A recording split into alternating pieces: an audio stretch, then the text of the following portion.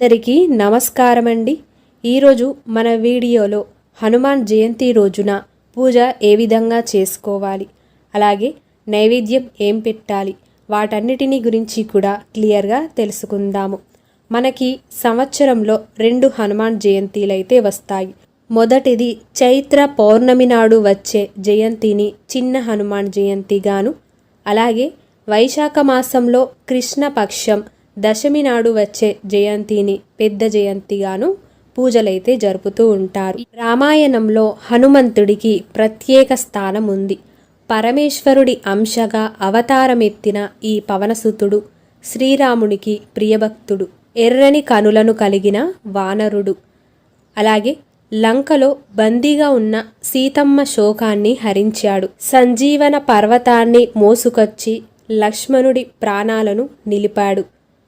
హనుమంతుని నామాలు ప్రయాణం చేసే ముందు, అలాగే నిద్రపోయే ముందు స్మరించిన వారికి మృత్యుజయ భయం ఉండదు. హనుమంతుణ్ణి ఆకట్టుకోవాలనుకుంటే ముందుగా రాముడిని ఆరాధించాలి. ఈరోజు పూజా విధానం తెలుసుకున్నట్లయితే తెల్లవారుజామునే లేచి ఇల్లంతా కూడా శుభ్రం చేసుకొని, మన మెయిన్ ఎంట్రన్స్ దగ్గర శుభ్రంగా చేసుకొని, అలాగే తలార స్నానం చేసి పూజా గదిని కూడా శుభ్రం చేసుకొని సపరేట్గా పెట్టి పూజ చేయాలనుకుంటే ఒక పీఠాన్ని ఏర్పాటు చేసుకోవాలి. లేదు పూజా గదిలో చేసుకునే వాళ్ళైతే అక్కడే ఫోటో దగ్గరే పూజ చేసుకోవచ్చు. ముందుగా పీఠాన్ని వేసుకొని దానిపైన కొంచెం పసుపు వేసి అలుకులాగా చల్లి దానిపైన ఆరెంజ్ కలర్ లేదంటే రెడ్ కలర్ క్లాత్ని పరుచుకోవాలి. హనుమంతుడికి రెడ్ కానీ ఆరెంజ్ కలర్ కానీ చాలా ఇష్టం. ఇంట్లో ఫోటో ఉన్నట్లయితే ఫోటోని పెట్టుకొని గంధం కుంకుమ బొట్లతో అలంకరించుకొని, అలాగే చక్కటి పూలమాలను కూడా వేసుకొని ఫోటో ముందు పద్మ ముగ్గు వేసుకోవాలి. ఆ తర్వాత 2 దీపపు కుందులను పెట్టుకోవాలి. ఈ దీపపు కుందుల్లో నువ్వుల నూనె కానీ నెయ్యి కానీ కొబ్బరి నూనె కానీ వేసి దీపాన్ని వెలిగించాలి. అలాగే మనం ఏం పూజ చేస్తున్నా వినాయకుడికి పూజ చేయాలి కాబట్టి వినాయకుడి విగ్రహం ఉంటే వినాయకుడి విగ్రహాన్ని, వినాయకుడి విగ్రహం లేనట్లయితే పసుపు గణపతి అయినా కూడా చేసుకొని పెట్టుకోవచ్చు. అలాగే ఇంట్లో సీతారాముల విగ్రహం ఉన్నట్లయితే విగ్రహాన్ని కూడా పెట్టుకోవాలి. అలాగే హనుమంతుడి విగ్రహం ఉన్నట్లయితే విగ్రహం కూడా పెట్టుకోవచ్చు. ఇంట్లో హనుమంతుని చిన్న ఫోటో ఉన్నా కూడా పెట్టుకోవచ్చు. సీతారాముల ఫోటో లేనట్లయితే వెంకటేశ్వర స్వామి, లక్ష్మీదేవి ఫోటో అయినా పెట్టుకొని కూడా చేసుకోవచ్చు. ఇప్పుడు ఒక 2 తమలపాకులను వేసి ఆ తమలపాకుల పైన దీపపు కుందులను ఏర్పాటు చేసుకోవాలి. అలాగే దీపాలలో నూనె వేసి దీపాలను ఏకహారతితో కానీ అగరబత్తితో కానీ వెలిగించాలి. మనం ఏం పూజ అంటే వ్రతాలు చేస్తున్నా మంగళహారతి మాత్రం పెట్టడం మర్చిపోకూడదు. అలానే దీపాలను వెలిగించిన తర్వాత గంధం కుంకుమ బొట్లను దీపాలకైతే తప్పనిసరిగా పెట్టాలి.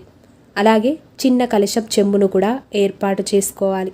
ఈ కలశంలో గంధం, పసుపు, కుంకుమ, అక్షంతలు, కొన్ని పువ్వులు, అలాగే ఒక తమలపాకును కూడా వేసుకోవాలి. అలాగే ఈ కలశం చెంబుకి ఒక కంకణాన్ని కూడా ఒక మామిడాకును కట్టి ఏర్పాటు చేసుకొని కలశానికి ఏర్పాటు చేసుకోవాలి. అలాగే బొట్టు కూడా పెట్టాలి. ఇప్పుడు నైవేద్యాలను కూడా ఏర్పాటు చేసుకోవాలి. చలిమిడి, వడపప్పు, పానకం అంటే సీతారాములకి చాలా ఇష్టం. అలాగే హనుమంతుడికి కూడా చాలా ఇష్టం. ఈరోజు ప్రత్యేకంగా నైవేద్యంగా అరటి పండ్లనైతే పెట్టాలి. 5 కానీ 9 కానీ 11 అరటి పండ్లు పెట్టాలి. అలాగే సింధూరాన్ని కూడా హనుమాన్ పూజలో తప్పనిసరిగా ఏర్పాటు చేసుకోవాలి. సింధూరం అంటే హనుమంతుడికి చాలా ఇష్టం. ఈరోజు హనుమంతుడికి సింధూరంతో కానీ, అలాగే సింధూరం కలిపిన అక్షంతలతో కానీ పూజ చేసినట్లయితే చాలా మంచిది. ఆచమనీయం చేసుకోవడానికి ఒక చిన్న గ్లాస్, అందులో నీళ్లను కూడా ఏర్పాటు చేసుకోవాలి.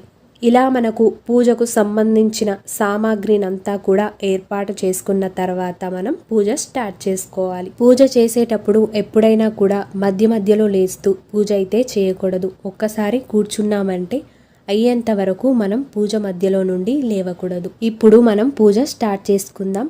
ఇప్పుడు ఆచమనీయంలో ఉన్న గ్లాస్లో నీళ్లను ఒక 3 సార్లు తీసుకొని కేశవ నామాలను చదువుకుంటూ తాగి, ఆ తర్వాత కొన్ని అక్షంతలను చేతిలోకి తీసుకొని నామాలన్నీ కూడా చదువుకుంటూ వదిలేయాలి. ఆ తర్వాత చేతిని చక్కగా తుడుచుకొని కొన్ని అక్షంతలను తీసుకొని భూశుద్ధి మంత్రాన్ని చెప్పుకొని మన ఎడమ సైడ్కి అయితే వదిలేయాలి.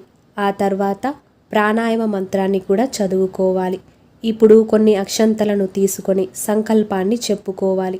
ఈరోజు తిథి, నక్షత్రం, వారం అన్నీ కూడా చెప్పుకొని వినాయకుడికి అలాగే సీతారాములకు వేసుకోవాలి.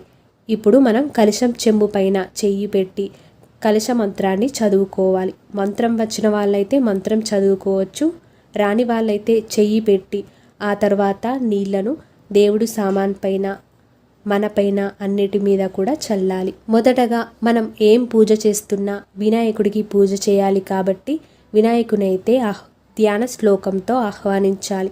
ఆ తర్వాత కలశం చెంబులో ఉన్న నీళ్లను తమలపాకుతో చూపెట్టి పాదయో పాద్యం సమర్పయామి, హస్తయో ఆర్ఘ్యం సమర్పయామి, ముఖే ఆచమనీయం సమర్పయామి అనుకుంటూ స్నానం సమర్పయామి అనుకుంటూ ఒక 5 సార్లు తమలపాకుతో చూపెట్టి పక్కన ప్లేట్లో వదిలేశాక తిలకం సమర్పయామి, గంధం లేపయామి, కుంకుమ సమర్పయామి, ఇలా ఒకదాని తర్వాత ఒకటి అన్నిటినీ కూడా సమర్పించాలి. పుష్పం సమర్పయామి అన్నప్పుడు పువ్వులను కూడా సమర్పించాలి. అలాగే గణపతి 108 నామాలు వచ్చినట్లయితే 108 అష్టోత్తర శతనామావళి చదువుకోవాలి. రాని వాళ్ళైతే ఓం గం గణపతియే నమః అనే మంత్రాన్ని 108 సార్లు చదువుకోవాలి. ఇలా చదివేటప్పుడు పువ్వులు కానీ అక్షంతలు కానీ పసుపు కుంకుమ వీటన్నిటిని కూడా వేసుకుంటూ చదువుకోవాలి. ఆ తర్వాత ధూపం సమర్పయామి, దీపం సమర్పయామి అనుకుంటూ దీప ధూపాలను చూపెట్టి నైవేద్యం సమర్పయామి అనుకుంటూ స్వామివారికి నైవేద్యాన్ని కూడా సమర్పించాలి. ఈ నైవేద్యం చుట్టూ కూడా కలశం చెంబులో ఉన్న నీళ్లను చూపెట్టి 5 సార్లు వినాయకుడికైతే చూపెట్టాలి. ఆ తర్వాత మంగళహారతి పాట పాడుతూ వినాయకుడికి మంగళహారతిని అయితే సమర్పించాలి. ఈ మంగళహారతి చుట్టూ కూడా నీళ్లను తిప్పి స్వామివారికి చూపెట్టి మనం కూడా తీసుకోవాలి. కర్పూర హారతిని వెలిగించి స్వామివారికి కర్పూర హారతిని గంట కొడుతూ చూపెట్టి ఈ ప్లేట్ చుట్టూ కూడా నీళ్లను తిప్పి వినాయకుడికి చూపెట్టి మనం కూడా తీసుకోవాలి. వినాయకుడికి తాంబూలం సమర్పయామి అనుకుంటూ కొన్ని అక్షంతలను వినాయకుడి దగ్గర వేయాలి.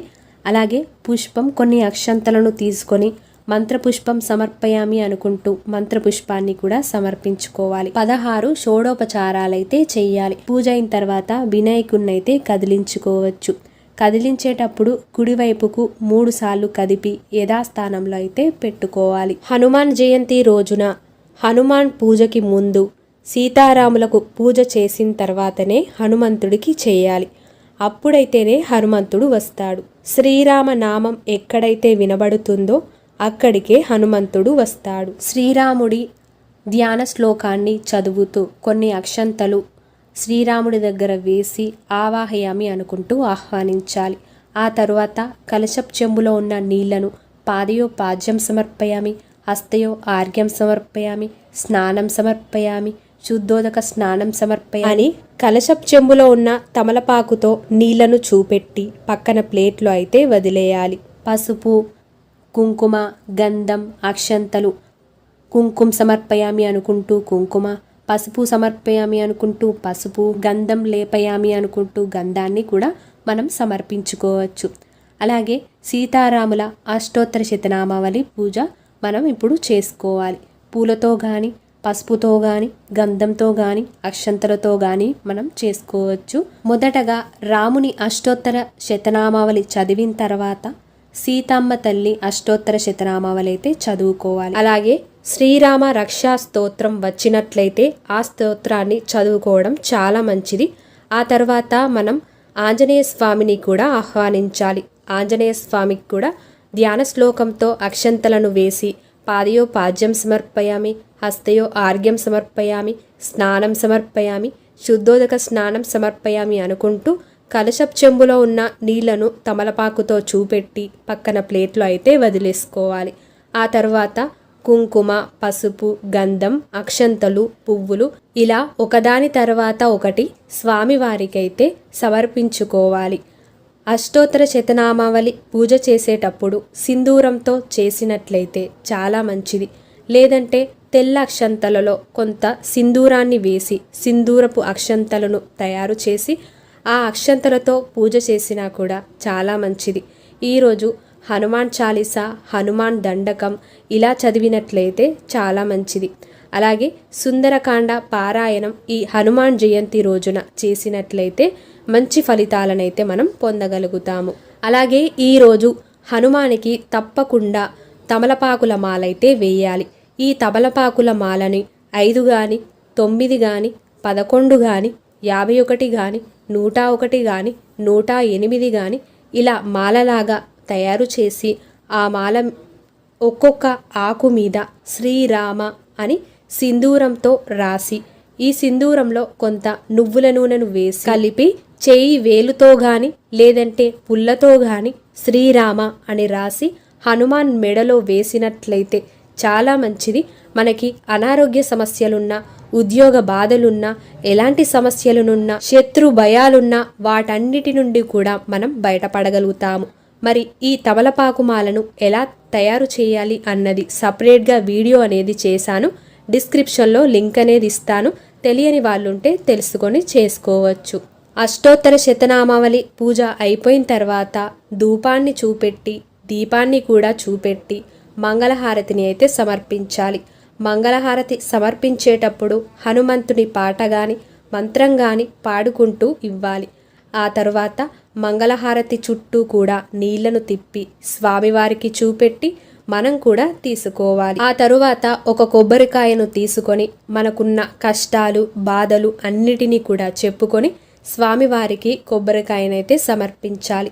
ఈ కొబ్బరికాయని పటాల దగ్గర పెట్టి బెల్లం కానీ చక్కెర కానీ తేనె కానీ వేసుకోవాలి. ఇప్పుడు నైవేద్యం సమర్పయామి అనుకుంటూ తమలపాకుతో నీళ్లను నైవేద్యం చుట్టూ కూడా తిప్పి మనం సీతారాములకు అలాగే ఆంజనేయ స్వామికి అందరికి కూడా నైవేద్యం అని సమర్పించాలి. ఆ తరువాత కర్పూర హారతితో గంట కొడుతూ కర్పూర హారతిని కూడా సమర్పించాలి. ఇప్పుడు ఈ ప్లేట్ చుట్టూ కూడా నీళ్లను తిప్పి స్వామివారికి చూపెట్టి మనం తీసుకొని ఇంట్లో అందరికి కూడా చూపెట్టాలి. ఆ తరువాత శ్రీ సీతారాములకు అలాగే ఆంజనేయ స్వామికి తాంబూలం సమర్పయామి అనుకుంటూ 2 తమలపాకులను పోక ఖర్జూర సమర్పించాలి. ఒక పువ్వు కొన్ని అక్షంతలను చేతిలోకి తీసుకొని మంత్రపుష్పం సమర్పయామి అనుకుంటూ స్వామివారి పాదాల దగ్గర వేసుకోవాలి. అలాగే కొన్ని అక్షంతలను తీసుకొని పూజలో ఏవైనా పొరపాట్లుంటే క్షమించమని శ్రీ సీతారాములకు అలాగే ఆంజనేయ స్వామికి మనస్ఫూర్తిగా కోరుకొని ఆత్మ ప్రదక్షిణ చేసుకొని క్షమామంత్రాన్ని చెప్పుకొని స్వామివారి పాదాల దగ్గర అక్షంతలను వేసుకోవాలి. ఇంతటితో పూజ పూర్తయిపోయినట్టే. హనుమాన్ జయంతి రోజున ఉదయం పూజ చేసుకోవచ్చు, లేదంటే సాయంత్రం వేళలో కూడా పూజ చేసుకోవచ్చు. కానీ పూజ చేసేటప్పుడు భోజనం తిని మాత్రం చేయకూడదు. అలాగే మనకు 2 హనుమాన్ జయంతిలు ఉన్నాయి కాబట్టి ఒక హనుమాన్ జయంతి పడకపోయినా ఇంకొక హనుమాన్ జయంతికైనా కూడా పూజ చేసుకోవచ్చు. ఈరోజు ఆహార నియమాలను చూసుకుంటే ఫాస్టింగ్ ఉండేవాళ్ళు ఫాస్టింగ్ ఉండవచ్చు, ఒక పూట భోజనం చేయవచ్చు. లేదంటే ఆరోగ్యం బాగా లేని వాళ్ళైతే 2 పూటల భోజనమైనా కూడా చేయవచ్చు. మాంసాహారం తినకుండా ఉంటే సరిపోతుంది. ఈరోజు హనుమానికి పూజ చేసిన వాళ్ళు బ్రహ్మచర్యాన్ని పాటిస్తే చాలా మంచిది. అలాగే చాప వేసుకొని ఈ ఒక్కరోజు కింద పడుకోవాలి. ఇలా ఒక రోజు మొత్తం పూజ చేసుకొని రాత్రి ఉన్నట్లయితే ఇంట్లో ఉన్న దుష్ట శక్తులు కానీ నెగిటివ్ ఎనర్జీ కానీ కనుదృష్టి కానీ ఏదున్నా కూడా పోతుంది. అలాగే తెల్లవారుజామున 6 గంటలలో మనం ఫోటోని కదిలించుకోవచ్చు. ఈరోజు ప్రత్యేకంగా సుందరకాండ పారాయణం చేసి హనుమంతునికి తమలపాకుల మాల సమర్పించినట్లయితే చాలా మంచిది. ప్రభుత్వ ఉద్యోగం కోసం ఎదురు చూస్తున్న వాళ్ళకి ఉద్యోగం తప్పకుండా వస్తుంది. ఈ వీడియో మీకు నచ్చినట్లయితే తప్పకుండా మీ యొక్క లైక్తో నాకు సపోర్ట్ని తెలియజేసి మరిన్ని వీడియోస్ కోసం మన ఛానల్ని సబ్స్క్రైబ్ చేసుకొని పక్కన ఉన్న బెల్ ఐకాన్ని కూడా క్లిక్ చేయండి. ధన్యవాదములు.